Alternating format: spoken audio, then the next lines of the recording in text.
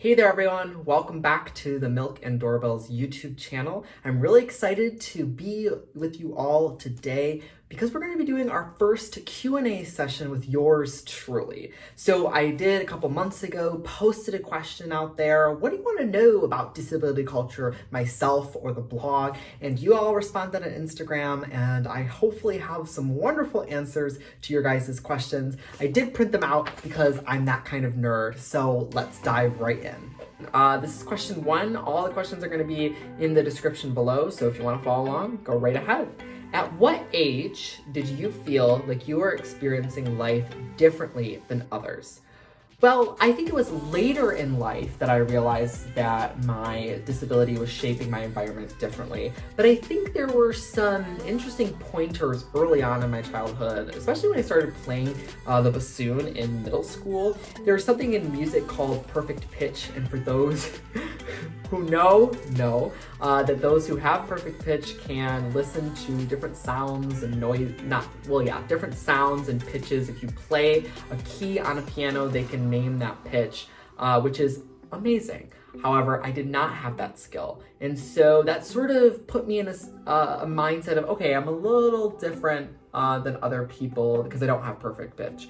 But little did I know that it's much more complex, and I didn't realize that until I got later into college and then also understood more about what my hearing meant for me. Right into question 2, this is probably one of my favorite questions. What are some of the biggest frustrations that come with an invisible disability? So for me, invisible disability means that you can't physically see it, which because of COVID and over Zoom, some visible disabilities actually could have been categorized under invisible because you wouldn't be able to tell necessarily if someone's in a wheelchair or they have a physical difference from other individuals. So my biggest frustrations is that people assume that I don't have a disability, which isn't the assumption that we want to make personally in the world, because that just upholds ableist tendencies that kind of, they do enable discrimination and stigmatization of those who are living with a disability. And so I think people are taken aback when I tell them, oh yes, I do have these disabilities, or these accommodations that I need in these settings. So always an interesting thing to come across. And then also there is a difference in compensation for invisible versus visible disabilities, or at least transparency related to that, because you can go outside, and for instance, in front of my dorm, there is a wheelchair ramp. And so people have that symbol in their mind since from being very young. If they are in a parking lot and they see a handicap sign and they visualize what disability means for a visible disability. But oftentimes it's really hard to, clarify and crystallize what an invisibility or an invisible disability is. Question 3 asks, how do you share your circumstances with friends or partners?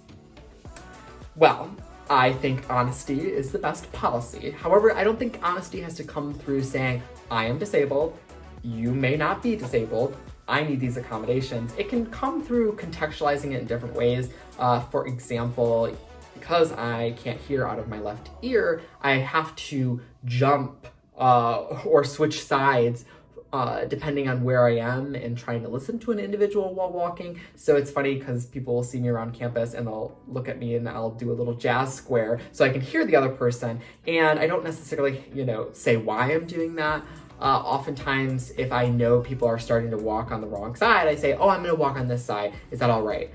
So always just, it doesn't have to be direct, but it can just be a little action here or there that can contextualize the situation. What is a piece of advice you could tell your younger self? I feel like I'm on Drag Race here. I would say embrace it, whatever that it may be in terms of life, in terms of disability, in terms of academics, family, friends. Just embrace it, and definitely seeking help and support.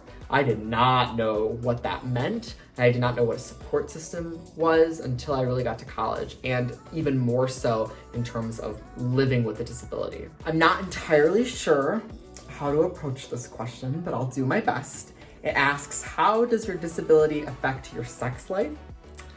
I'll say this, don't whisper in the ear that I can't hear out of. It's not sexy. Okay, how could the world around you better support you? Oh goodness, meeting the accommodations that I need. And then also not viewing those accommodations as an inconvenience. One of the worst things that I have felt personally when I ask for accommodations, either through school or at events, is people are saying, that's a lot of work, don't you know? And I sit there and say, okay, well, it's not my problem. Like, I'm living with something that I have no control over, and you have an event space that can obviously have some accommodations that encompass all walks of life. So I think the world can better support each other and support people with living with disabilities through just meeting people with disabilities where they are, asking what we need, and then just embracing that and saying, great, let's do it. Let's have that so we can have a wonderful space and time together. So number 7 asks, how has your experience with your disability impacted your perspective of the world/life?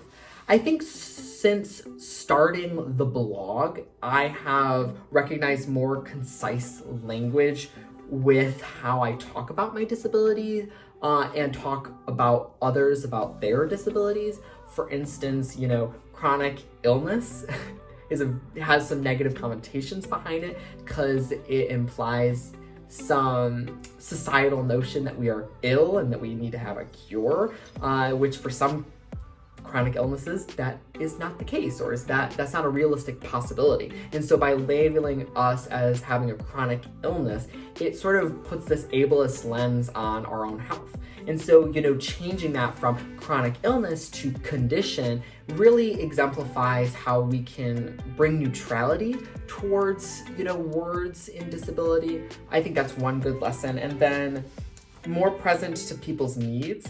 I think there has been a greater understanding as I learn about how I want my accommodations to be communicated, listening to other people's needs and bringing that up in the first conversation. What do you need from me? In terms of a Zoom call, live transcript, or in person, what buildings are most accessible for you?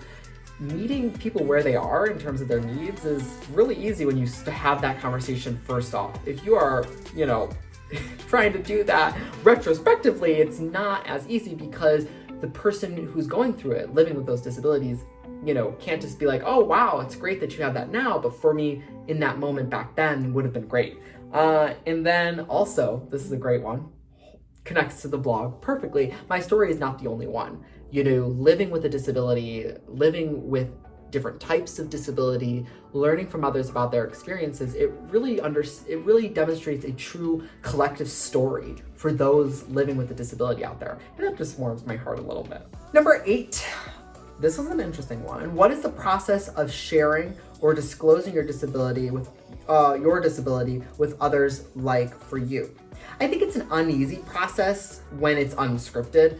A lot of times when it comes down to school, I can just send a letter that's already been pre-written by my disability advisors, and it's not too strange, but I think when people recognize something or want to know more, it can feel, uncomfortable, and that's okay, and it depends on the situation. But it's not always time for people who are living with disabilities, and I've experienced this, for me to explain my life story. Oh, why can't you hear out of your left ear? Okay, that's gonna take a couple of minutes or hours to explain, and it's taken my entire life to really understand what that means. And one of the things people may not understand in terms of people living with disabilities, but this is experienced across multiple different areas of marginalized / oppressed groups, where it can be exhausting having to explain who you are to other people, which is confusing because, we should just be accepted and understood in our spaces. And understanding doesn't have to mean we know everything about the person, but just understanding of their own existence and contextualizing that for our spaces. So I do say it can be exhausting when people question or ridicule one's disability. And that's not necessarily in terms of a negative connotation. It can be really just inquisitive or curiosity. But that can be hard depending on the day. Check out my spoon theory post. It was one of my first blog posts, and you can understand, and that really puts into place for those who have able-bodied identities, what it is like for a person living with disabilities to accommodate others in their spaces. Oh, I like this one. This one's nice. Before you created this platform in reference to my blog, were you comfortable discussing your own personal life? I think I was very comfortable discussing my personal life up until a point, right? I think a lot of the times when we have our own lived experiences, it can be hard to understand that our lived experiences are different from others when we assume some of those experiences that we have are just normal. And so as I sort of wrote the blog and put into words what I was feeling and the experiences I've had, it put myself in a place of vulnerability because I was putting this out there to the public and not just an intimate one-on-one friend or family conversations or with my teachers or advisors. I was putting it out there. And so I wanted to frame it in a way that I was really trying to be introspective and reflect and put it out there because some of these stories are discomforting, they're disheartening, they're sad, they're really hard to write. But at the same time, it's a great liberating experience to being able to put words on paper to the experiences that I have. And so allowing for others to read that, I think has given me, a better sense of comfortability with talking about disability, but it doesn't completely erase it. This one is for all of the college students out there. How has your disability impacted your experience as a college student? It has definitely enlightened me on how I can embrace my identities in terms of creating this blog, but also navigating complex higher education institutions while also trying to manage doctor's appointments and calendar scheduling. So I definitely would recommend, if you are on a college campus out there, to check out your services for students with disabilities because they are a helping hand. At some universities, they are not as funded as they should be. There should be a disability office for everyone on campus at an education institution, and oftentimes, as I said, they don't have the money to really support you. Luckily, I go to a very large institution and has a great support system and framework, but just being conscious that, okay, I am a person living with a disability and I would like to seek accommodations. That doesn't have to mean that everyone knows about it. That can mean that it's just you and your disability advisor. It can be, that sort of anonymity that people want when it comes to their disabled identities. For me, I was like, okay, I'm gonna embrace it and just live with it as a college student because that's how I want to live my truth in that setting. So I think it's impacted it a lot. Final question we have for our Q&A session, I think, is one that I hopefully will write about in the future because this is a very controversial topic. Do you have to be diagnosed with a disability to have one? Absolutely not. There are legal and medical parameters and context for which a diagnosis is necessary. For instance, at the university I go to, you need documentation from a clinician that you have a particular disability so you can receive accommodations. It's not you can walk in there and self-diagnose. And that's even a huge controversial issue where we, can't diagnose ourselves because, we need money to do that or health insurance. And so I am very fortunate to have been able to navigate those processes and get the right documentation.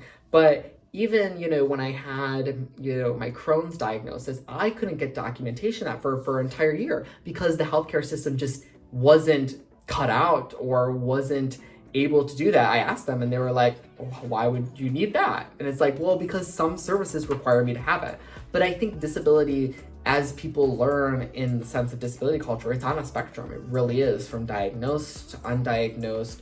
And that's putting it in the medical framework, but just looking at lived experiences and looking at past experiences, family dynamics.